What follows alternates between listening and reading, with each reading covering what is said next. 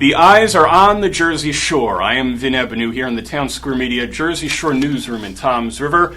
And my guest today is the Republican nominee for New Jersey Governor, Jack Ciattarelli, here to discuss a lot of different issues affecting all of you, from business to schools to the pandemic and everything in between. Jack, I know it's been a crazy 22 months for you, and I know you're in the fourth quarter here of the election here, but I appreciate you taking out some time. Welcome back. My pleasure. It's great to be back. And listen, the last 22 months have been exhilarating, but I'm also looking forward to these last 2 weeks. What has it been like the last couple of weeks, and what do you think it'll be like the last couple of weeks heading into November 2nd, Election Day, fourth quarter here? You know, and I'm a big fan of the sports metaphor too. So what is your 2-minute drill looking like for what you want to finish getting out there to all New Jersey residents in the next couple of weeks? Well, I'm going to use a baseball analogy because I've been using that one all along. I'm a baseball fan. It is like a baseball season. You compete in April, May, June, July, August, September, but you win the World Series in October and the first week of November. And so we're right where we need to be at this point. And I got to tell you, the past 22 months have been an exhilarating experience. It's been energizing. I enjoy getting up and down the state, and I have been up and down the entire state. But I like where we are, and we'll finish strong over these last 2.5 weeks, and I'm confident in the outcome on November 2nd. Have you learned anything about yourself or about Governor Murphy at the two debates, or even at the Lieutenant Governor debate with Diane Allen and Lieutenant Governor Oliver, about kind of where you stand, where he stands, where New Jersey is in the last couple months? Well, the debates tell me that our message is working, because I heard in the Lieutenant Governor debate, Sheila Oliver said that her and Phil Murphy were fiscal conservatives. After raising every tax on the books and spending by $11 billion, more than 30% in 4 years, I would never call them fiscally conservative. And the other thing I noticed in my two debates with Phil Murphy is he just seems to be someone that doesn't like to be challenged. When you take on a leadership position, particularly in a democracy and government, you welcome challenge. It makes you a better candidate. It makes you a better elected official. And let's have a discussion on what it is you think I'm doing wrong. I saw a person that got very, very defensive and even offensive in some of the things that he had to say. One of the things that was hit on during the debate, and something that you've discussed outside of the debates, is just the budget, finances, New Jersey, and a lot of economic and fiscal doldrums here. So you've hit on the budget part about going up in $11 billion, a 30% increase. Governor Murphy also took out a $10 billion loan that's left to be paid back, so a lot of smoke and mirrors there, putting New Jersey in quite possibly a lot more debt than it's already in as the highest tax state in the nation. So what are your thoughts on not just that increase in budget, but also the loan, which the operative word being loan, at some point it's going to have to be paid back? No governor has been more fiscally irresponsible than Phil Murphy. Here's what he's done in less than 4 years in office. He's raised personal taxes, business taxes, property taxes are up, gas taxes are up, tolls were increased. He borrowed $4.5 billion he didn't need to. He didn't even put a callable feature on the bonds. I mean, this is a guy that worked on Wall Street. Why wouldn't you put a callable feature? This way, if you didn't need the bonds, you can call them back in. No. Now we're going to be paying interest and principal for the next 12 to 15 years on those bonds. He also told us if Joe Biden was the president, we'd get back our SALT deduction in New Jersey, the ability to deduct state and local taxes on your federal tax return, which gives us a little bit of a break for all the high taxes we pay here in New Jersey. And that's not going too well in Washington. Joe Biden has said that he's opposed. So I don't think a governor has ever been more reckless in the fiscal management of the state, but let's not forget, this is the guy that said to the people of New Jersey, if taxes are your issue, we're probably not your state. He said that to the highest taxed people in the nation. Talk about being poked in the eye. He's telling you basically to leave. I would never do that. We can fix the tax situation here in New Jersey. And to go on the point about the SALT, certainly seems like some Murphy's against, but he put a cap of $15,000 for write-off on property taxes on state tax returns. And so should that cap stay, especially since New Jersey is the highest tax state, what does that mean for the everyday New Jersey residents who are filing their state taxes? What you always hear is that New Jersey is a state where you can't start or end. It's hard to get started here. It's hard to end here for our seniors. We need to change that. So if you look at my gubernatorial platform, you see some very, very specific proposals on what we can do. For young people, I'd like to see them deduct student loan interest on their New Jersey tax return. For first-time home buyers, I'd like to see them be able to deduct the interest on the mortgage for the first 3 to 5 years of home ownership. For senior citizens, I think all retirement income should be tax-free, just like it is in Pennsylvania. And I also think that we should freeze property taxes once you hit age 65. Those are things that we can do with those people that struggle most. And that's not to say that everyone in the middle, the working poor and the middle class, don't struggle with property taxes too. We need to address that. And I think we address that by making New Jersey just a better place to do business. I've got some very bold reforms that our tax code that would create a lot more good paying jobs so people can better afford New Jersey.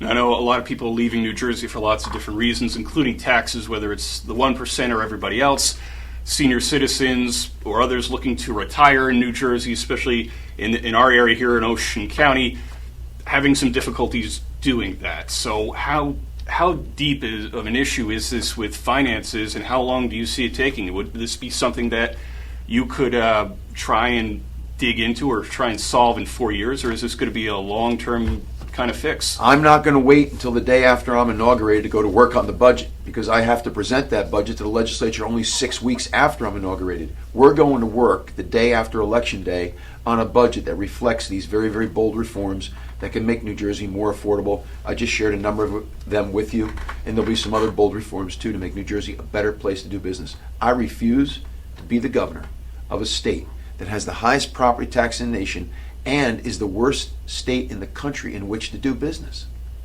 We're going to die a slow economic death here in New Jersey. And it's not just people that are fleeing. Look what happened last month up in Bergen County. Nabisco moved out after 63 years and took hundreds of good-paying middle-class jobs with it. They went to North Carolina. I mean, I don't just want to compete. I want to declare economic war on our neighbors, because right now Pennsylvania, Delaware, the Carolinas, Georgia, Florida, Texas are eating our lunch. What would be your plan to bring businesses back? I know Nabisco's kind of moved out, they're settling in out of state, but to either keep businesses here in New Jersey or encourage companies who are doing business out of state to set up shop in New Jersey. We need tax policy that works for all businesses of all sizes, large, medium, and small. For large businesses like Nabisco, I think that we should adopt Delaware's bylaws for corporate governance. You've all heard of the Delaware Corporation. Nevada did that 10 years ago and it worked wonders for them. Let's adopt Delaware's bylaws for corporate governance. Let's cut the corporate tax rate, which is now the highest in the nation under Phil Murphy. Let's cut it in half over a 5-year period. For small businesses, let's make the first $50,000 of business income tax-free.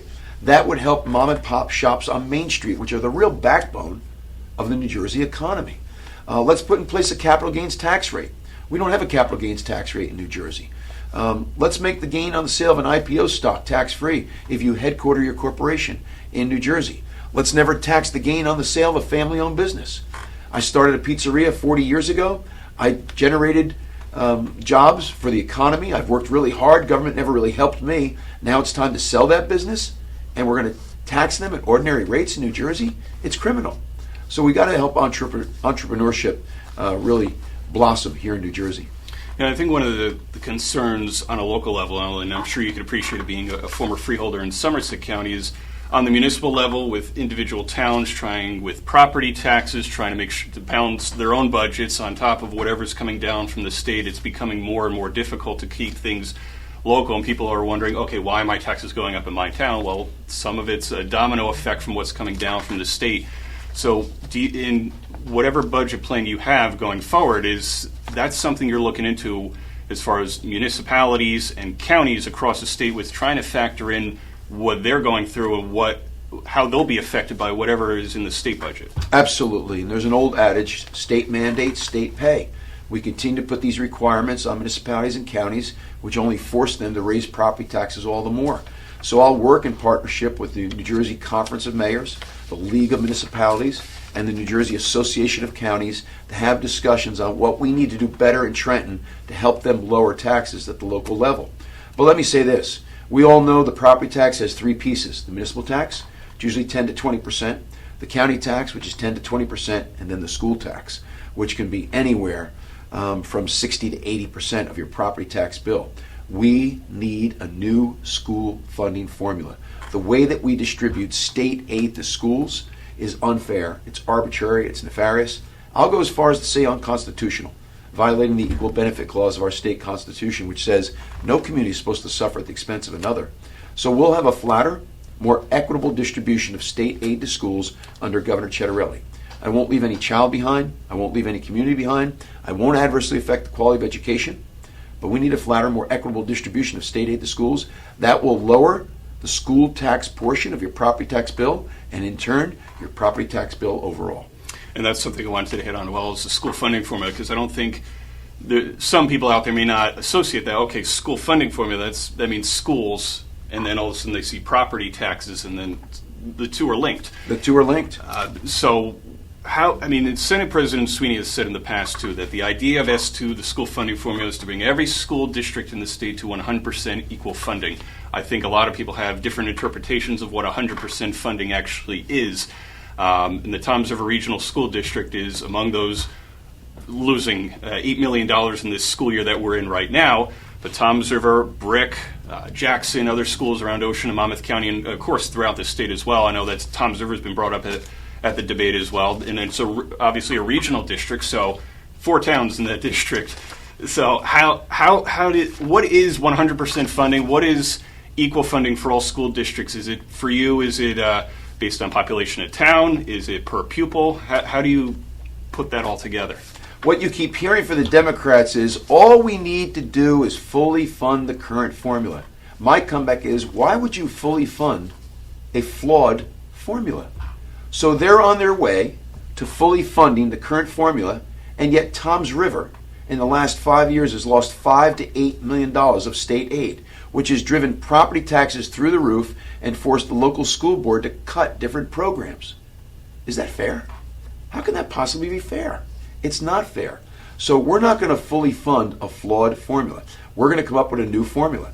And I believe something along the lines of X for every English-speaking student, Y for every English language learner, with Y being more than X, and the state taking over the cost of special education. That is equitable. That will provide a flatter, more equitable distribution of state aid so that all 600 of our school districts across the state are kind of on a level playing field. And I can do that, again, without leaving any student or community behind and without adversely affecting the quality of education. Do you believe that Abbott school districts have been effective since Jersey City became the first Abbott district, I believe, back in the 80s? Do you believe that that is an effective setup for a school district, or is there another alternative that makes things better for those districts as well as maybe something blanket across for every district? Jersey City and Hoboken reveal the flaw in the current formula. Jersey City and Hoboken have experienced enormous revitalization. I'm not saying there isn't a pocket of poverty in either town. We'll take care of those people under my formula. But those two cities have experienced enormous revitalization. And the whole theory behind Abbott was the state will help you out with income taxes from Toms River until you can stand on your own 2 feet. Jersey City and Hoboken can stand on their own 2 feet. Why do they continue to get so much aid? It's unfair. And just one more point on that, just to explain again to the average taxpayer who may not just understand, because it's a complex issue, with how the school funding formula affects their property taxes, with either how high or how low it is. So the more aid that you get for your schools from the state government, the less property tax you need to pay for your schools. So the more aid you get, the less property tax. The less aid you get, the more property tax you need to pay for your schools. And we're seeing that right here in Toms River as to what's going on. The less state you get, the more property taxes go up.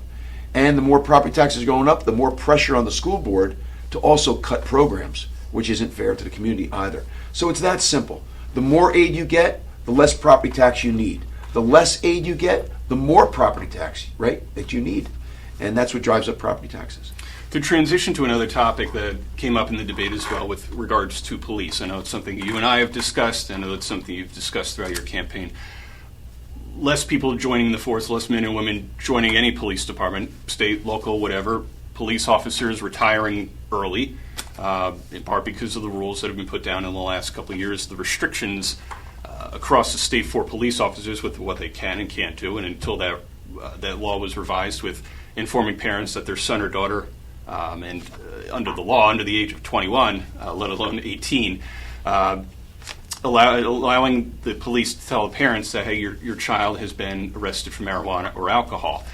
In addition to that, I mean, there's a lot of things that local police chiefs, local police officers, in addition to the rest of the state, are just having a hard time with right now, in addition to all the public scorn or social media scorn that lives out there as well. So it seems like a complex issue, certainly a highly discussed issue here, but what is your plan to have the back of police, support police, speak to the local police chiefs, local police officers, the men and women in blue, with figuring out what is working and what isn't working and where things could be fixed? Let's be clear. We need to get rid of bad cops, and all the great cops would agree. Okay, but what this governor has done, and his attorney general, has disarmed, handcuffed, and demoralized police. We used to get 20,000 applicants for state police jobs. Last year we got 2,000. And police chiefs across the state will tell you the number of applicants for the job is down significantly. The people that used to want to protect us don't want to protect us anymore. And that's really bad for New Jersey. So I promise the people in New Jersey that I and my Attorney General, who's the top cop according to our Constitution, will have the back of the men and women in blue. Their job has never been harder. Do we need some reforms? You bet. Okay? We need to recruit more women into the job, more people, black and brown people into the job, minorities. I think we need to do more community policing. I think we need to do a better job of teaching our young people that it's a great profession. I promise the people of New Jersey that I and my Attorney General will have the back of the men and women in blue who are an integral part of our community. That hasn't been the case here under this governor. It's almost as though now the criminal is the victim and the cop is the criminal. And it's causing these guys and women a lot of challenges in doing their job. Take a look at this past summer. Flash mobs on the Jersey Shore. Curfews on our Jersey Shore. Why? Because cops can't do their job the way they used to? The governor signed a bill that said if a cop caught teenagers with weed or alcohol, he couldn't confiscate it, take them into custody temporarily, and call the parents. We used to call that community policing. I've yet to find a parent across the state on either side of the aisle that didn't want to know if that was their son or daughter. Now that has since been corrected a bit because of the outcry across the state, but the governor signed that bill. I mean, who does that? Do you feel that parents should be more involved with police in knowing what their sons and daughters are up to, not just with marijuana or alcohol, but trying to find a way to prevent or curb any poor, bad behavior while it's there, so it doesn't end up leading to a life of crime? I do think parents need to do their job. We bring people into the world. It's our responsibility to be responsible for them until they're adults. And so, the more we expect government to replace parents, the more wrong that is and the more expensive government is going to get. We even see this in our schools with Phil Murphy. So parents need to do their job. And when they're doing their job well, the relationship between the community and cops is always better.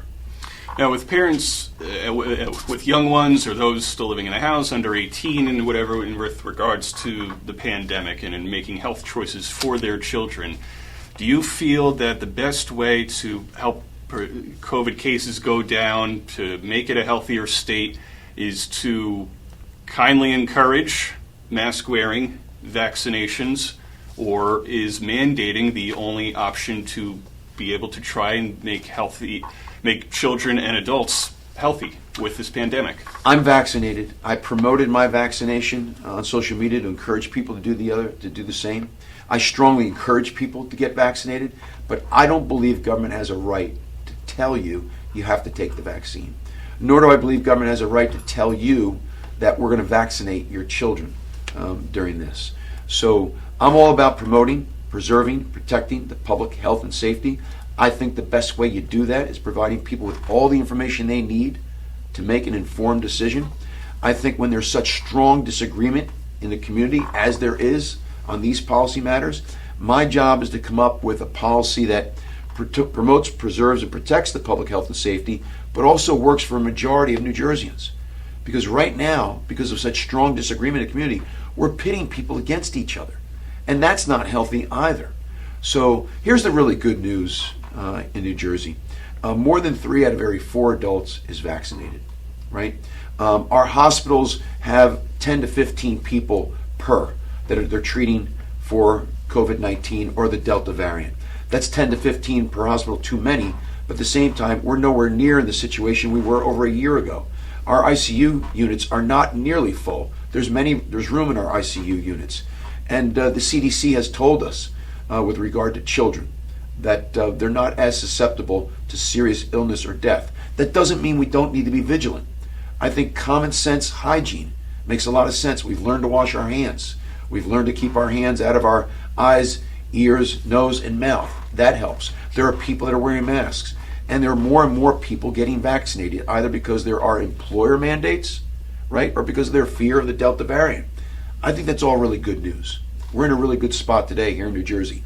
A vast majority of our adults are vaccinated, and we're seeing a transmission rate that's below 1, which is really, really good news. Now, right now it's looking, and we don't know, right, that it's long-term, possibly, that the COVID vaccination will kind of coincide with the flu vaccination. Maybe it's something you get once a year. Maybe that's something that's being looked into. The pandemic is still out there. The variants are out there. And the variants increase because people aren't getting vaccinated, so each variant becomes worse than the one before it. So you're once governor, or if governor in January, how would you handle where the pandemic is, wherever it may be, come January?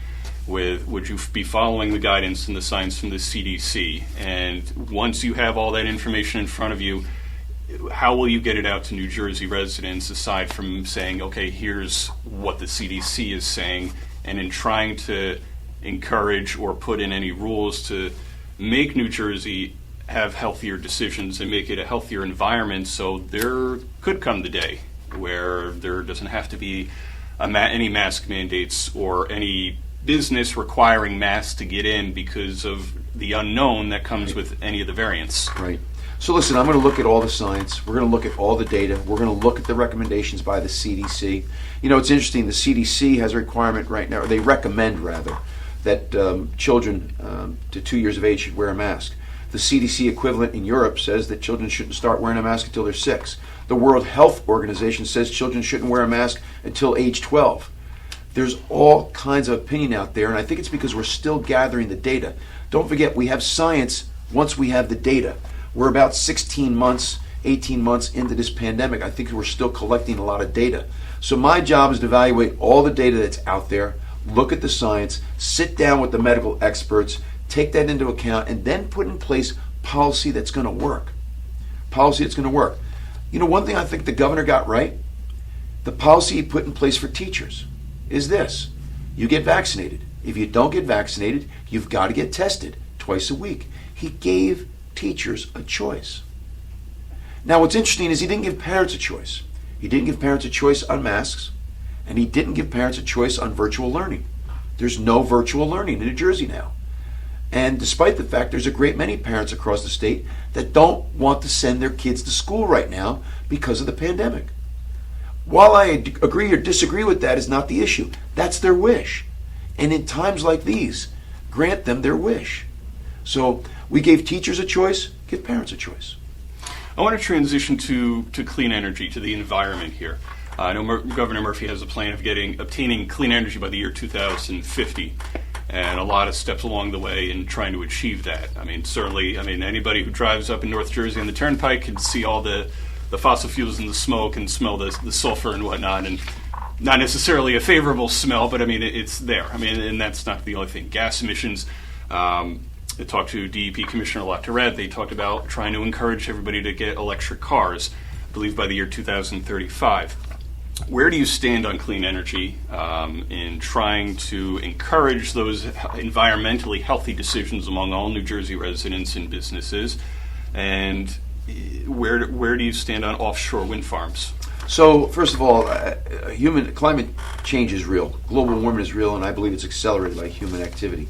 I really believe that we need a national energy policy that gets all 50 states working in the same way, in the same direction, and it's a policy that galvanizes the American people, who I think are coming to the realization that Mother Earth is starting to send us some really, really strong signals. We saw it recently with Tropical Storm Ida, where we lost 30 of our fellow New Jerseyans. What I have said is that we need a rational transition. There's a lot of things in the Murphy Energy Master Plan that are not rational. For example, every homeowner having to electrify every one of their appliances. and then have to rewire the house in order to have enough juice coming in to power every single one of those appliances. Your furnace, your hot water tank, everything it is that you do would have to be electric. I just don't see that as realistic here in the short term. Are New Jerseyans ready to spend anywhere from $30,000 to $50,000 per home to do that? So here's the really great news in New Jersey. More than 50% of our electricity is produced with zero carbon emissions because of the 2 nuclear power plants in South Jersey, which are critically important to the South Jersey economy, and because of solar. And I think what we need is a rational transition, and let's take a little bit of time to watch these emerging energy sources evolve. We're starting to learn a lot about the potential for carbon capture, micronuclear, geothermal, hydropower. My goodness, Europe is moving toward bobbing windmills. So you don't have to worry about sea life by putting these pillars into the ocean floor. These are all things that are starting to emerge. It reminds me a lot of the first cell phones. My first cell phone, I felt like I was carrying around a suitcase. Today it's sitting in your pocket. So we need to do something, and we are here in New Jersey. More than 50% of our electricity comes from zero carbon emissions. And so I just think we need a rational transition, and we need to be transparent with the people of New Jersey. Are you ready, New Jersey, to spend $30,000 to $50,000 out of your pocket, according to Phil Murphy's energy plan, to electrify your appliances and rewire your house? Now, with regard to offshore wind farms, are you for or oppose those being off the coast? From what my understanding is that these things are almost as high as the Empire State Building, and it would be about 30 miles off the coast. Some of the local government leaders, mayors around Ocean County, around the shore, are concerned, at least for the tourism aspect. Maybe tourists don't want to come here and see that or have to go into the water. Boaters going into that as well. I know there's still an environmental concern even with putting those wind farms in there from people that I've had discussions with around Ocean County as well. So where do you stand on offshore wind farms? And if you're opposed, is that something you take up with the federal government as well? So I do think this windmill farm proposal is too much, too fast, too soon. We're going to be spending hundreds of millions of dollars of taxpayers' money to subsidize it. I just have this feeling that we're going to look back in 10 years and say, what were we thinking?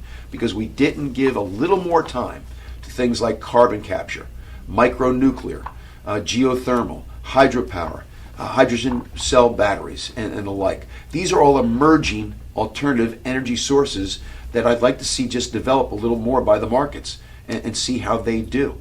And I do think if we're going to spend taxpayer dollars today, we've got to get people out of harm's way. We saw from Tropical Storm Ida, we've got people living in the floodplain. And every time we get that kind of rain, lives are at risk. And I also think from an economic development standpoint, along the shorelines here, if we're going to spend taxpayer dollars, let's do it for dredging. Okay, we know that a great many municipalities are having a huge problem because the inlets need to be dredged, and they haven't been. So I just think there's a better deployment of taxpayer dollars right here and now, and what we need is a national energy policy. Listen, I don't have my head in the sand on this issue. Global warming is real. It's accelerated by human activity. But I don't believe you're going to solve global warming one state at a time. As hard as we might try in New Jersey to clean our air, if Pennsylvania keeps burning coal, where do you think that air blows? East. It blows east, right over New Jersey. Makes life more difficult for our asthmatics and our air quality and our quality of life. We need a national energy policy. I want to touch on another issue that's come up in the debates, certainly a sensitive life issue with regard to abortion. I know you made your stance known as well. I know Pope Francis recently came out with a statement as well. I'll try to get through here.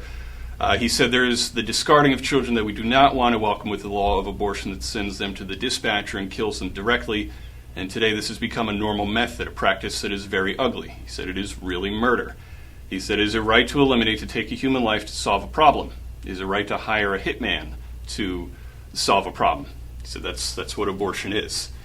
What is your current stance on abortion, on Roe v. Wade, on how things would play out under your administration? My stance today is what my stance has always been. I'm personally opposed to abortion. Lynn and I have 4 children, a daughter. We believe in a culture of life. But this is one of those issues on which New Jersey's kind of split right down the middle with very, very strong disagreement on this issue. And again, I think my job in representing 9 million people is to find a middle ground, the center, a compromise. And so what I've said is that I've never felt as though I have a right to take away a woman's right to choose. I don't think our Roe v. Wade is going to be overturned by the Supreme Court. I do think they'll observe the legal principle of stare decisis, where you don't overturn necessarily some landmark decisions such as this one. And so I believe a woman has a right to choose, but I also believe there should be restrictions. The science, Phil Murphy always supports the science. The science tells us that a developing baby can survive outside the womb after 5 months. The science tells us that a developing baby in the womb feels pain if there's an abortion after 5 months. So let's not have abortions after 5 months. Can there be exceptions for extenuating circumstances? I'm all ears, you bet. But Phil Murphy wants to have abortions in months 7, 8, and 9. He wants to have those abortions performed by somebody other than an MD. He doesn't want the parents of a teenage girl to be notified if that teenage girl is contemplating an abortion. I've yet to meet a single parent anywhere in this state on either side of the aisle that agrees with that position. That's extreme. That's not New Jersey. So, therein lies my position. And again, I always try to find that position that works for a majority of New Jerseyans. I realize I'm never going to make everyone happy, okay? But at the same time, when there's such strong disagreement and it's split right down the middle, shouldn't we challenge ourselves to find a position that works for most New Jerseyans? I believe that's leadership. And sort of along those lines, with either moral or religious opposition, Catholic, Christian, or otherwise, poll recently found, the Knights of Columbus and Ameris poll found, of Americans, showed that 58% of Americans oppose the use of taxpayer funding for abortions in relation to the Hyde Amendment. Given your current stance as well, would you force New Jerseyans who don't want their taxes or to be able to fund abortions through Planned Parenthood or otherwise be forced to submit taxes or pay for abortions that they have religious or moral obligations to, yet being forced to pay for an abortion in a sense? I'm not for taxpayer dollars being used to pay for abortions. Certainly if it's a Medicaid patient and the life of the mother's at stake, there could be an extenuating circumstance under which that I'd be okay with that. Medicaid is health care for the poor. But other than that, we shouldn't be using taxpayer dollars to pay for abortions. And with regard to women's health, I support women's health. There are thousands of women across this state that depend on Planned Parenthood for women's health. But why do we send all of our taxpayer dollars to the one agency that advocates for abortion? Why is it we don't send any money to agencies that provide women's health that don't advocate for abortion? To me, isn't that a fair proposal? So again, I'm always looking for consistency. I'm always looking for what's fair. I know we've hit on a lot of topics here, but as we close up, what is it that you want to do day one? I mean, I shouldn't say one thing. What are some of the things you want to hit on first? There doesn't have to be a 1 through 10 list here, but the things that needs attention immediately once, or if you're elected governor and once you're sitting in office, what are the things that you need to do yourself, with the legislature, with New Jersey, to try and get the ball rolling and fix any issues that you see need to be fixed? Well, day one for me is the day after Election Day. After I win, I start working on bringing us together. I will go to towns and cities and counties that didn't vote for Jack Ciattarelli, and I will go there and say, I respect your right to vote yesterday for whomever you pleased. But now that the election's over, can we come together? Can we come together? I think that's what's most important. Polarization and hyper-partisanship is what's ruining our communities right now. That has to end. And let the end start right here in New Jersey. So I want to do something I think that's very important. I'll go and sit down with the people that didn't vote for Jack Ciattarelli. But I also need to get to work on that budget. If I wait until I'm inaugurated, I have only 6 weeks to prepare a multi-billion-dollar document that's not only our fiscal policy, but our public policy as well in so many different respects. And I can't afford to wait until I'm inaugurated. I have only 6 weeks after that to present it to the legislature. We're going to get work on that on day one. And that document will help lower property taxes and create more jobs by making New Jersey a better place to do business. I'm determined. I'm determined to accomplish those two goals. And so lower property taxes, create more jobs by making New Jersey a better place to do business, and downsize, modernize, and streamline our state government, which is bloated, inefficient, and been corrupted by special interests. Jack, I know it's a very busy time. Again, the fourth quarter here of the election race, in a couple weeks until the election. But I appreciate you taking out some time to discuss a lot of the issues that are affecting New Jersey residents and businesses, and in the present and possibly in the future, hopefully not too long, of the problems that will extend into the future as well. But I appreciate you taking out some time, and hopefully you're able to get a little bit of sleep before the election too. Well, we'll sleep on November 3rd. I appreciate you having me back, and I look forward to coming back as governor-elect. Appreciate that, Jack. Thanks again. Thank you.